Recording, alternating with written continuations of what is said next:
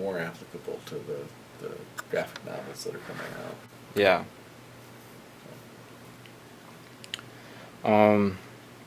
And why do you think the comics are black and white? And like, I know there's a chapter in we looked at and understanding comics. And would they be different if they were in color too? Like, would you get a different?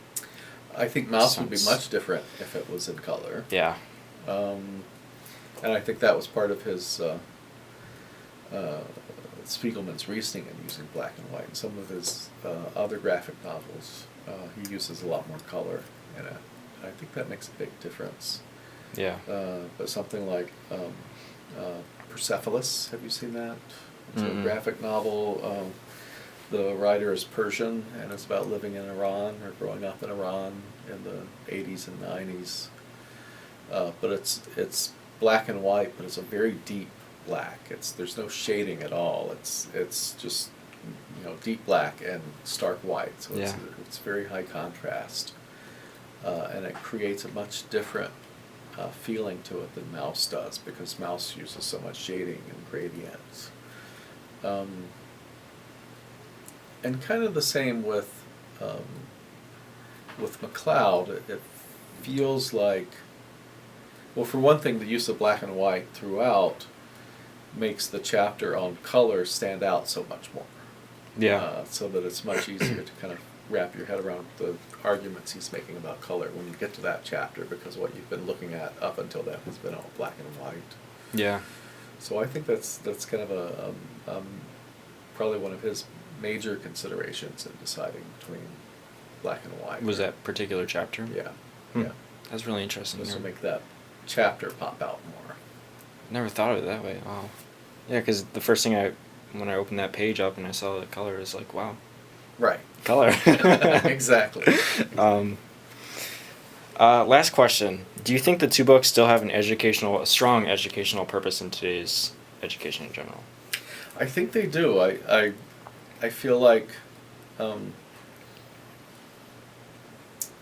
there's also a lot more out there, and kind of the pairing of Mouse and Understanding Comics has been around for a while, and that the field has grown so much in the years since both of those have come out,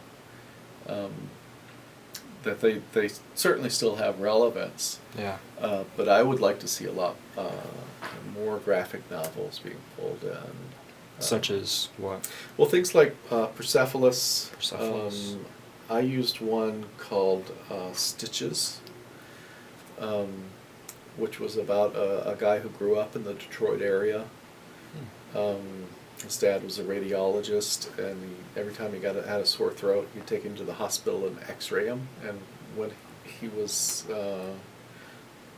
in his teen, he ended up with throat cancer, and had surgery on his vocal cords and lost his voice for a number of years. But it's kind of his biography. There's a huge field of graphic novels in medicine that deal specifically.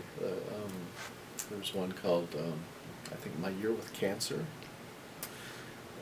There's several graphic novels about people's experiences coming out.